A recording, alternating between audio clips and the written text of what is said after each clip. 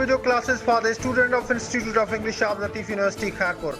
These video lectures cover the whole scope of English literature, and you will find videos for the subjects of drama, fiction, novel in 18th and 19th century and American literature as well. For watching more videos, keep on watching my video channel and subscribe my channel.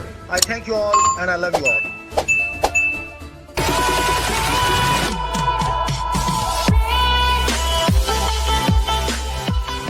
Bismillahirrahmanirrahim.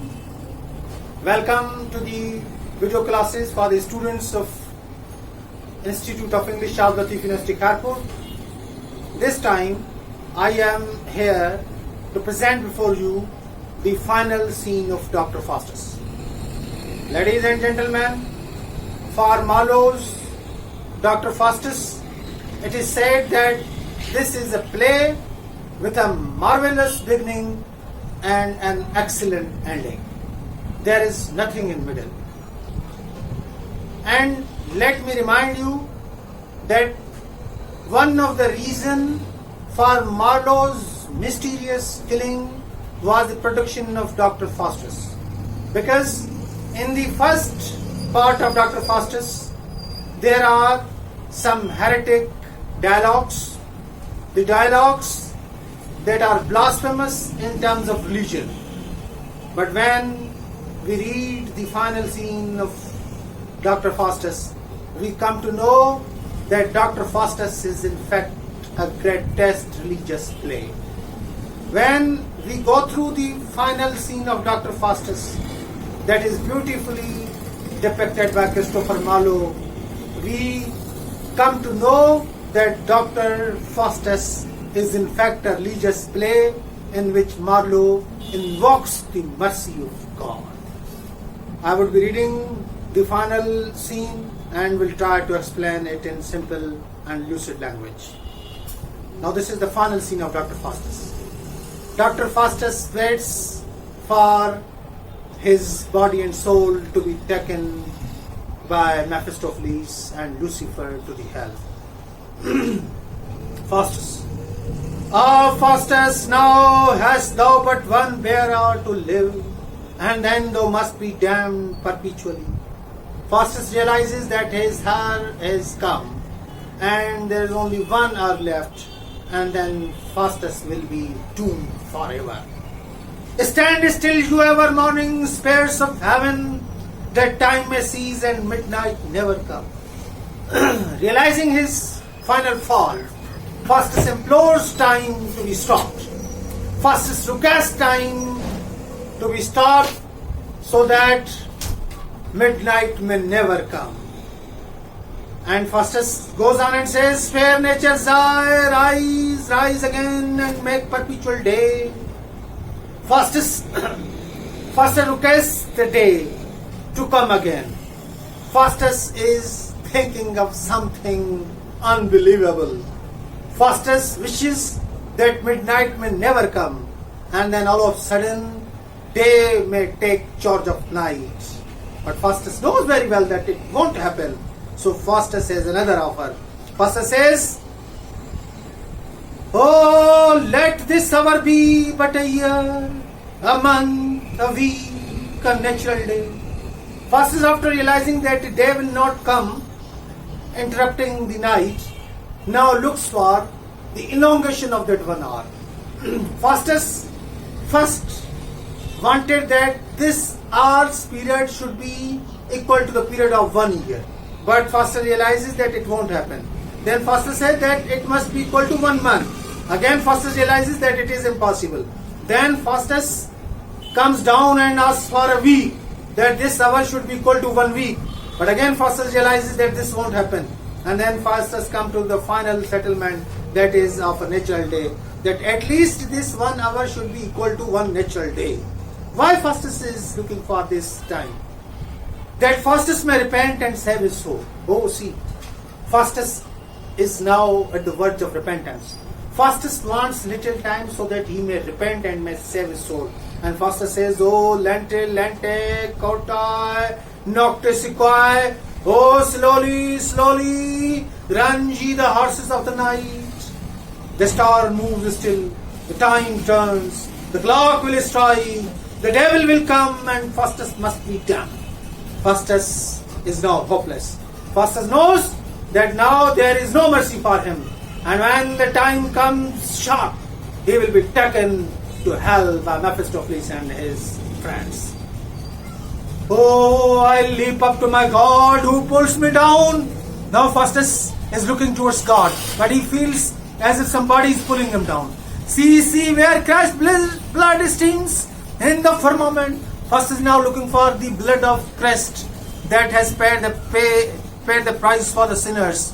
One drop would save my soul, half a drop of my Christ.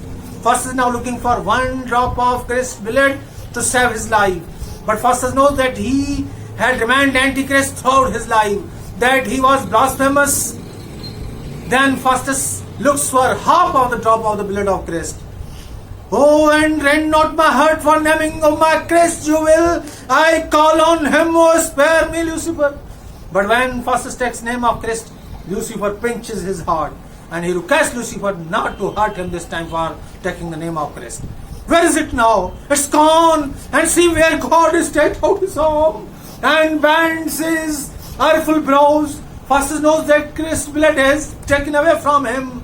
The last mercy has been taken away from him. And now God looks with eyes of anger upon Faustus.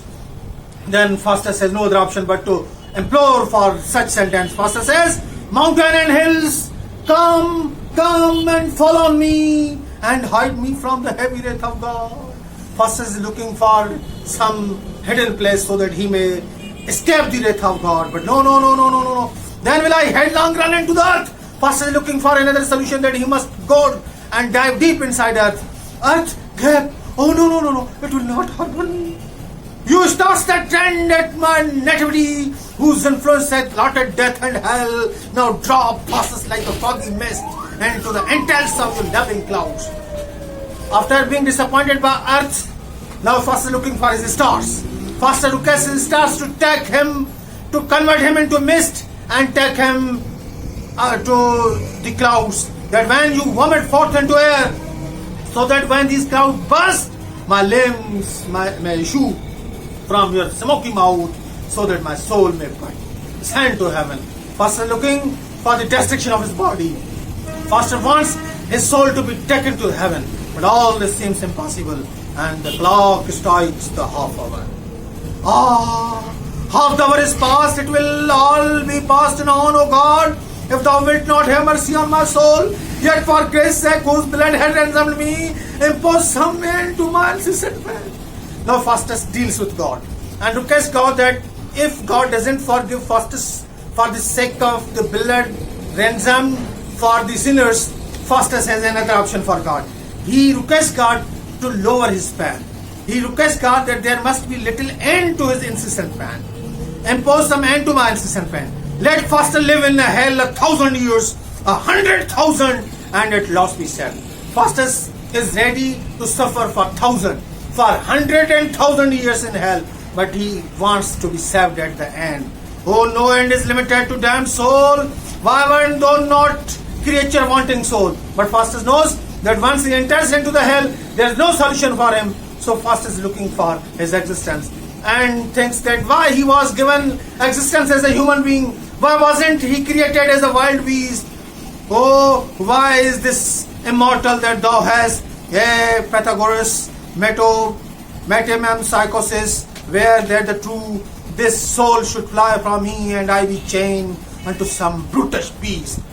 Faustus, recalling the philosophy of Pythagoras, believes that he might be converted into wild beasts, because wild beasts are not taken into account. They are not sent to hell. Faustus thinks that it could have been better for him that he had not taken birth as a human being, but he might have taken birth as a wild beast.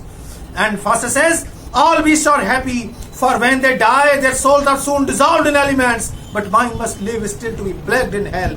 Faustus knows that the souls that are of animals are not taken to hell forever, but it is only human suffering, that humans once sent to hell have to suffer there forever.